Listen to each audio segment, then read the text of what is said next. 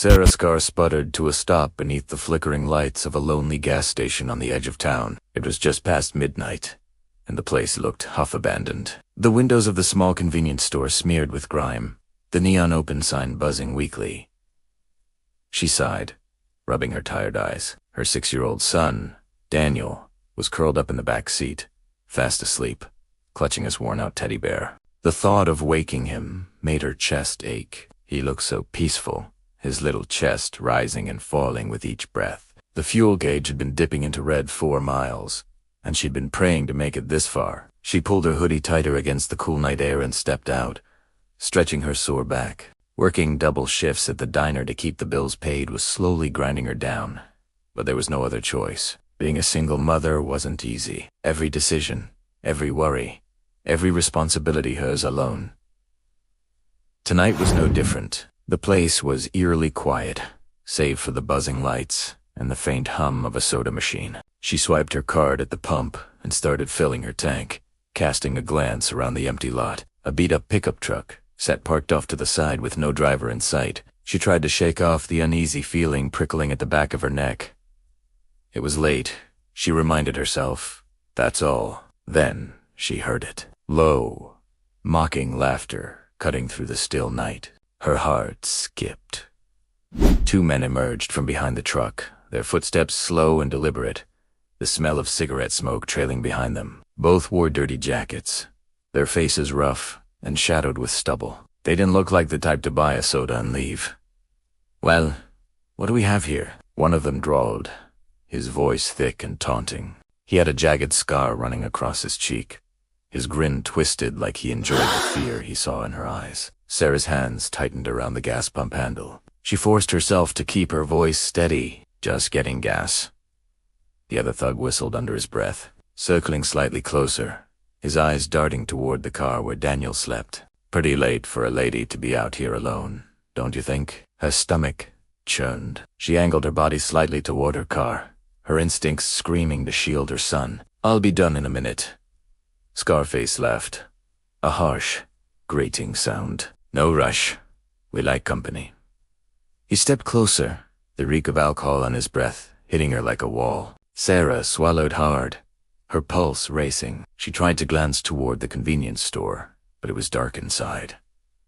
No attendant, no one to call for help. "Tell you what," the second man said, tilting his head. "Why don't we keep you company? Huh? Looks like you could use it." "I'm fine," she said quickly, her voice trembling now. "Please, just leave me alone." They ignored her words, feeding off her fear. Scarface leaned closer, his eyes glinting under the yellow light. "You shouldn't be out here all alone, sweetheart. Dangerous world." "I'm not alone," she snapped, though her voice cracked. "My son's right there." For a split second, she regretted saying it. Their attention shifted to the back seat, and the second man smirked. "Hey, day cute. Mommy and her little boy. Would be a shame if anything scared him." Her blood ran cold. She took a step back, her hand fumbling for her phone in her pocket, but Scarface noticed. He snatched it from her grip with lightning speed, laughing. Now. No need to call anyone. We're all friends here." Sarah's throat tightened. Panic clawed at her chest. Her legs shook, but she stood her ground, determined not to let them near the car.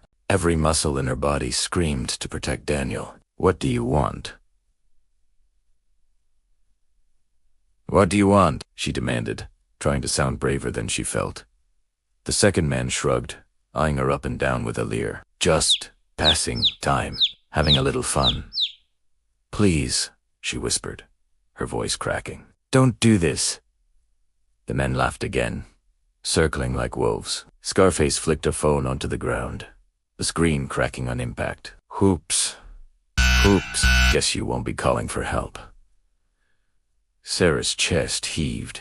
Her eyes darted to the road, desperate for headlights, for anyone. But the highway was empty. Nothing but darkness stretching for miles. She thought of Daniel. His sweet smile, his innocent laugh, the way he still asked if Daddy was coming back, though he never would. She couldn't let him wake up to this, to her crying, to these monsters towering over them. Scarface leaned in closer, lowering his voice to a menacing whisper. "So tell me, sweetheart, how bad do you want us to leave you alone?" Her vision blurred with tears, but she bit her lip, refusing to let them fall. She couldn't show weakness. If she broke now, they'd take everything. "Leave us alone," she said firmly, though her voice wavered. The second man chuckled darkly. "You hear that? She thinks she can tell us what to do." Scarface sneered, taking another step forward, too close now, his shadow falling over her. She could smell the stale beer on his jacket. "What are you gonna do, sweetheart?"